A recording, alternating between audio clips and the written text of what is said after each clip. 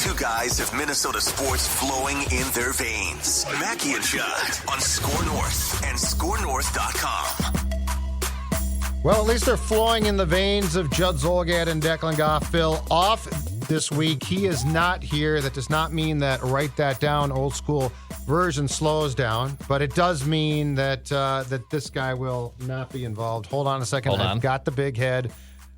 And there he is. He's not here. Yeah, back it up. There you go. He's not here. Can you see it good? Yes, it actually looks staggeringly like that's the real face on Phil. Like, you look like Phil now.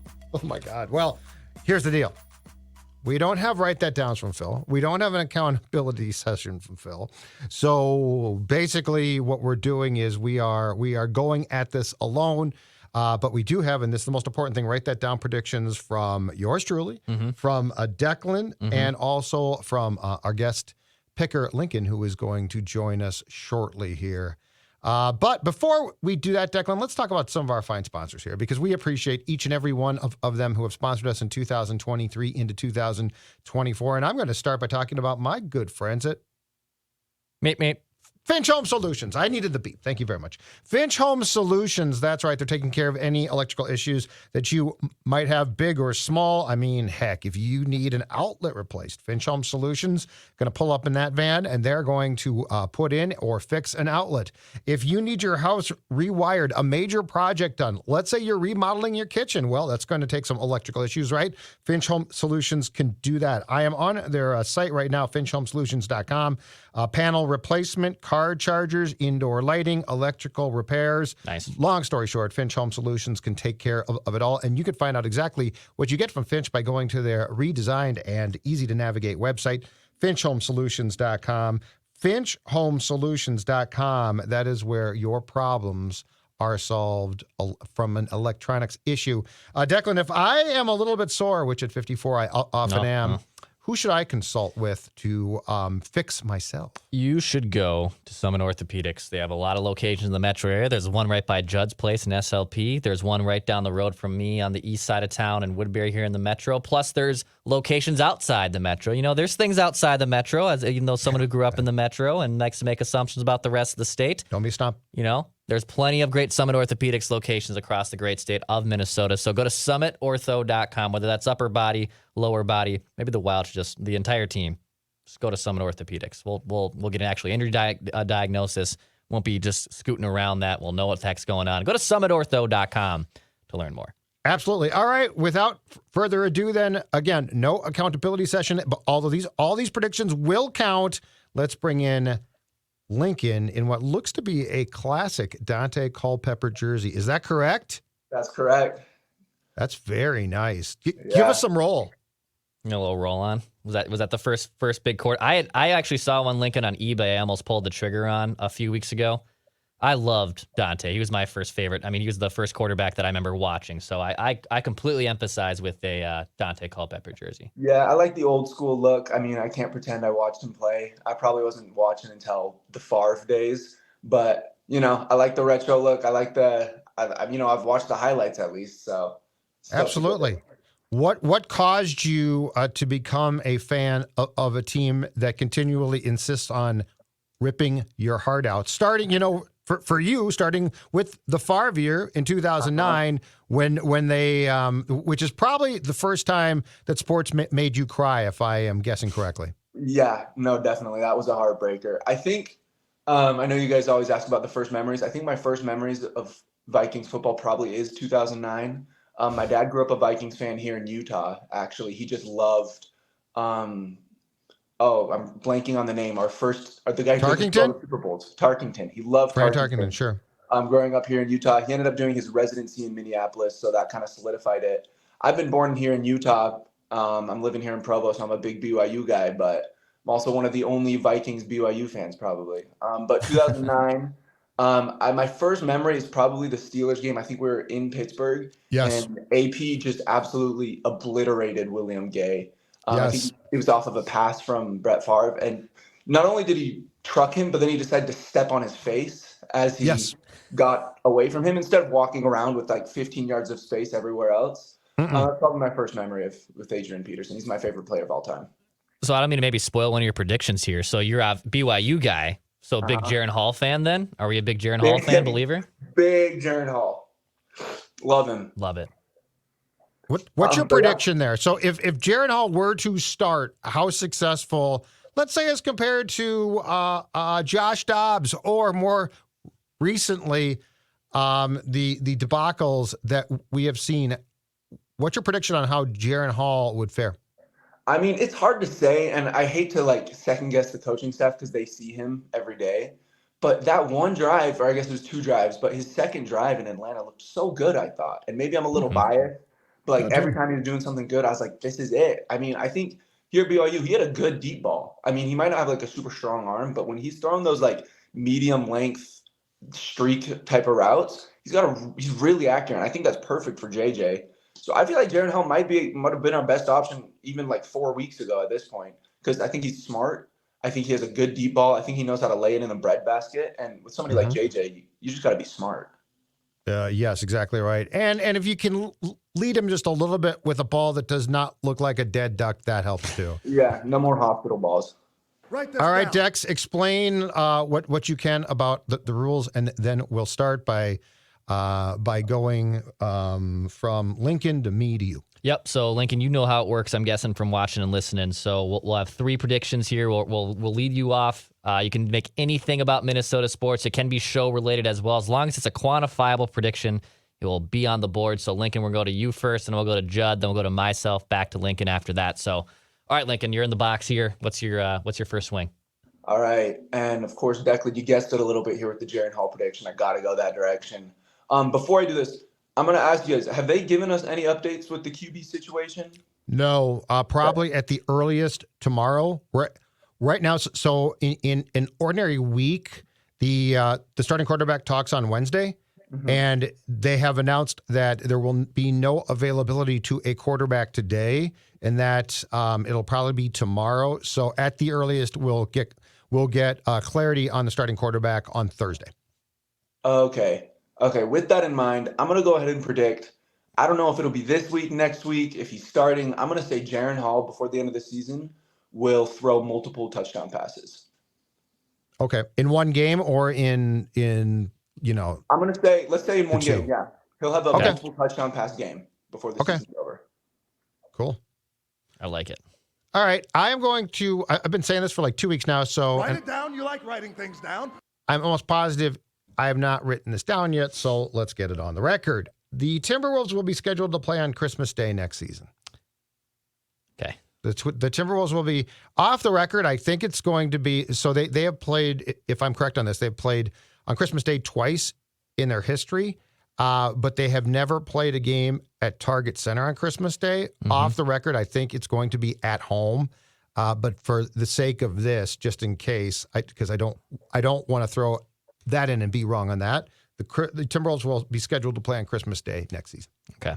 I like it. I'm just I can go back a little bit and see some of your predictions. Yeah, I'm pretty sure. I don't believe you didn't make it last week, and you didn't make it 2 weeks ago. So I wouldn't have made it. I think you're okay. I don't think there's a repeating Judd prediction here. Shockingly. Okay, good. All right. That was a cheap shot. Right. Yeah, it was. Very upsetting. I couldn't do that. Write this down. All right. It's the holiday season. Don't be a jerk. Write this down. I'll make a National Hockey League prediction here with our Minnesota Wild. A Wild player will net a hat trick by next week's. Write that down. Okay. So any player, doesn't matter. The all Wild player by next week's. Write that down. Will net a hat trick. Red Wings tonight. Winnipeg at Winnipeg. Afternoon game Saturday. Yep. Afternoon game Sunday here. And then Tuesday. Okay, so you got a lot of time. I got some there. chances here. Okay. I got some shots here. Without the accountability session, I know my batting average is starting to kind of be where it's at. So I'm going to start swinging for the fences a little bit more here and there with like the last 6 weeks of the season. So write it down that a Wild player will net a hat trick by next week's. Write that down. Okay. All right, Lincoln, back to you, man. Your second prediction. All right, perfect. I'm a little disappointed in this prediction because I thought of it like 3 weeks ago. I was like, this is the way I'm going. I believe in the Ravens. I think they're amazing. But then they've looked so good the past 3 weeks. It feels like less of a good prediction, but I'm sticking with it. I think Lamar Jackson will win the MVP and the Ravens will be in the Super Bowl this year. I like it. And the Ravens will make the Super Bowl. That seems pretty strong. That seems like it's pretty good odds. Yeah, at this point. Jackson was, that performance that he put on Christmas night was ridiculous. Yeah. He looked great. I mean, it was a Super Bowl preview almost, right? I mean, those are two teams. If San Francisco makes it, I don't know that, you know what? This league is so weird. I don't know that the two teams that we consider to be sort of chalk right now are both going to make it. I think something's going to happen. I think like Kansas City's going to bounce back, or Philadelphia. I think somebody's going to bounce back. Okay. Because we always do this, right? Because we're always like, well, these are the definitive two best teams. And then it feels like ordinarily, because the league's so weird. It's just such a bizarre, and this has been a bizarre year. All right. Over to me. Yep. And here's You like writing things down. here's a Twins, write that down. And by the way, I am reaching because there had been nothing from this baseball team. But I don't know if you guys saw in the last week, the Twins made a very important roster move. They made a very important signing. They have signed Nico Goodrum, the former Twin, to a minor league contract. Nico Goodrum will make the Twins roster out of spring training. He's going to like replace Donnie Barrels or something. This is such a Twins thing. And he's going in on a minor league contract, but if he makes the roster, he just kicks up to a standard league minimum salary. So it's not going to cost him that much. So he is going to make the Twins opening day roster as a slappy off the bat. I can 100%, unfortunately, see that happening. I'll give you a couple baseball predictions here to round things out. I'll start with this one. Josh Hader, who I love, and I would love for the Twins to sign if they had, money coming in. I would love a bullpen that goes from Hader and Yohan Duran. But instead, I'll make this prediction. Josh Hader will sign with a National League team this offseason. He'll remain in the National League. He's a free agent right now. Mm-hmm. He's your guy. He'll remain in the National League, is my prediction. And? Off the record, I don't know. I heard the Dodgers are interested. Which would just be, of course, because the Dodgers sign everybody. Maybe Atlanta. Go to Atlanta. Atlanta hasn't done anything I'm tired yet. of the Dodgers. Yeah, I am too. But I think he stays. And he just seems like a guy who will stay in the National League. I don't know. Maybe the Yankees make a run up because I heard the Yankees have some money to spend too, obviously, which they always do. But I think he stays in the National League. Got the great salad. Mm-hmm. Great hair. Great hair. All right, Lincoln, your third and final prediction, sir. All right, I'm trying to decide between two. I think I'm going to go with a Lions prediction here. Maybe I'm a little spiteful. Maybe I'm a little emotional from Sunday. And I mean, the prediction might also indicate that. But I think the Lions will get bumped in the first round. I think they rely too heavily on explosive run plays, which is the worst thing to rely on in football. So I think they're going to lose in the first round, and I think they'll lose by more than a touchdown. I think it'll be a 2-score game, first round exit. Wow. I love this. Is the 2 scores part of the prediction, or are they just one and done? Is that the nuts and bolts of the prediction? No, let's throw that in with the prediction. 2-score game, first round exit. Wow. And lose by 2 scores. I hope it's I love that. I hope it's the LA. I hope it's Puka Nacua repping BYU for us again. There you go. That's true. Where did he come from? As far as he's been phenomenal. He's so good. He's from Jaron Hall. Him and Jaron Hall were slinging it back here. He's so athletic. He's so sneaky. He's so fun to watch play. Well, I love it, your prediction, because I think you're right. I think Detroit, now, it might not be 2 scores. I think Detroit goes out first round. And I mean, I'm sorry, but I did not come away from Saturday's game impressed. The Vikings had every chance to take that game by the throat, right? Mm-hmm. So it's not Detroit went in and imposed their will. The Vikings played a bad game, and their quarterback was awful. But Justin Jefferson, I mean, how many NFL quarterbacks who just get starts, backups or not, how many throw that bad a pass on that last play? It's probably not a lot. I mean, that is an awful, because that guy goes and gets everything. That's not like some guy who pulls up short. Or Justin Jefferson is unbelievable. So I'm with you. It's not like I came away, oh man, the Lions are great. I came away saying this strikes me as the exact type of team that has happened to them, what the Vikings did against the Giants here last season in the playoffs. So totally agree. Lincoln, nice predictions, man. Before you wrap up, any shout outs, any last messages you want to give here as you have this enormous platform and write that down? Yeah, life-changing opportunity here. Shout out to my parents making me a Minnesota Vikings fan. Thanks to my wife. She's a Minnesota fan, but not necessarily a football fan. So she indulges me for hours on Sundays when I watch a bunch of football. So I appreciate her for that, of course. Shout out to all my boys, of course, too. Just texting relentlessly about football any day of the week. It's a good time, and thanks to you guys too for having me on. I really appreciate it. I hope to be on again sometime soon. It's a good time listening to you guys on the way to school, walking around campus all the time. Just plug it in and, get all the information. Sound real smart to everybody. Thanks, dude. Great stuff, Yeah. Lincoln. Appreciate that. Good luck. And for go the Jaron Hall. Go Jaron Hall. Give him a Go. chance. Come on, Yeah. O'Connell. Thanks, Lincoln. See you, Lincoln. Awesome stuff there from Lincoln on Write That Down. Yeah, we haven't actually had any BYU fans join us, have we? You know how old I feel when a guy comes on wearing a Culpepper jersey and says he's repping the old school? Yeah. I mean, I had one. No, but I mean, you had one, but you watched he's basically saying it would be like me back in the day wearing a number 11 Joe Cat jersey because I didn't see him and I'd be repping the old school. Well, now he's talking about a guy like you had a Culpepper jersey because you grew up with Culpepper. Correct, yeah. Mildly old for me. Like that makes me feel mildly old. This kid never saw him play. No. All right. With that, let's third and final prediction from me, Declan Goff. Mm-hmm. The Timberwolves will remove some or all of the tarps off seats at Target Center for more seating before the end of the regular season. I think they've continually are drawing really well now, and they've got a lot of seats blocked off. Yep. So I'm going with, and not for the playoffs, because I think that's a given.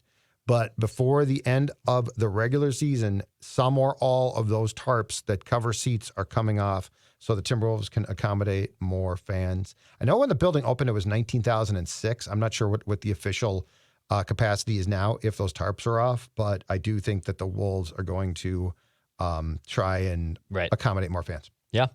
Yeah, I can see that. I can see it. All right, last one from me here. I'm write that down. Write this down.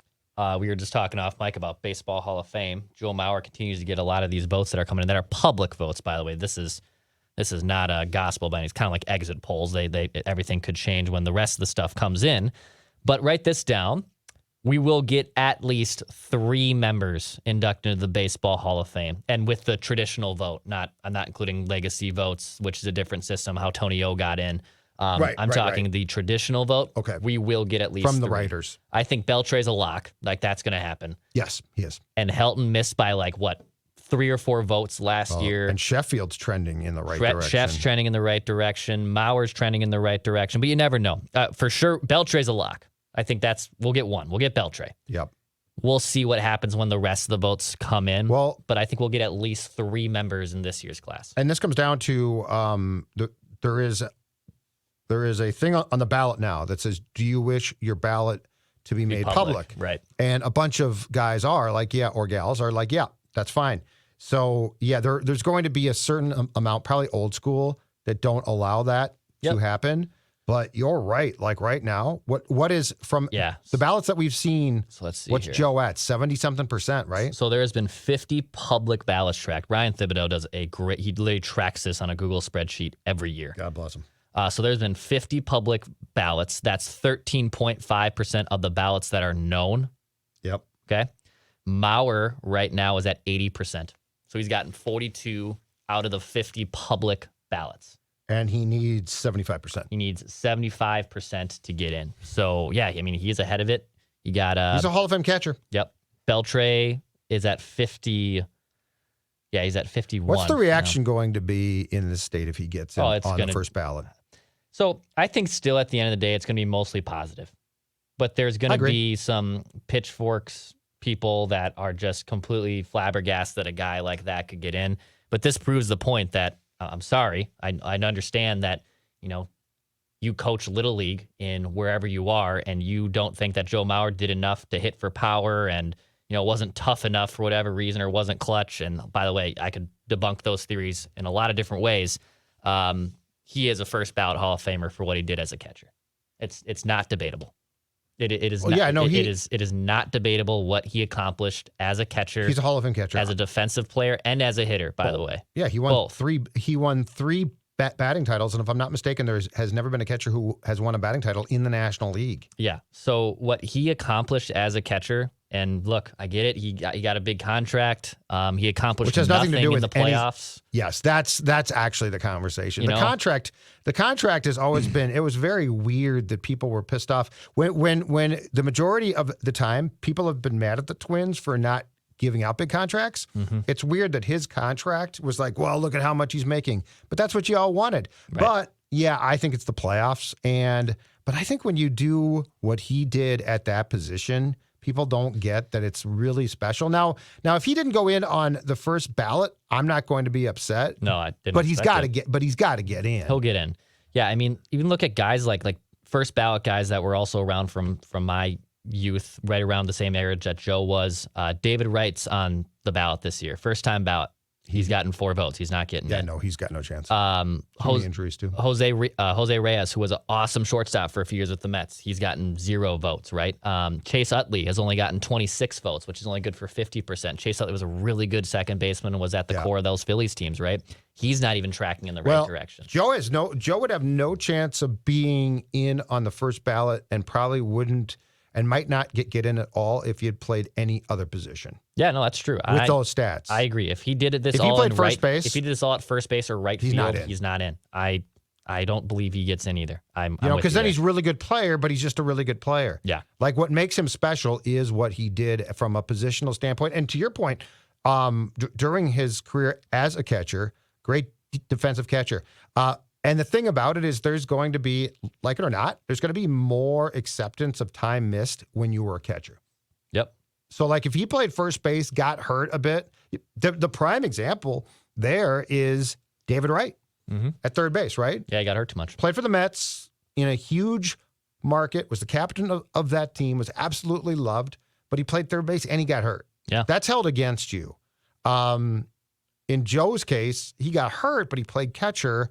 And I'll go back to he also won 3. I think it's 3 batting titles and an MVP playing a position that was incredibly tough. So yeah, I mean, if you just look at the numbers from David Wright versus Joe Mauer, like outside of batting average, it is very, very close in almost every statistic. And you could even make a case he might have been a more valuable player to his team. But what Joe did at his position is just completely unheard of. Yep. So gets him in.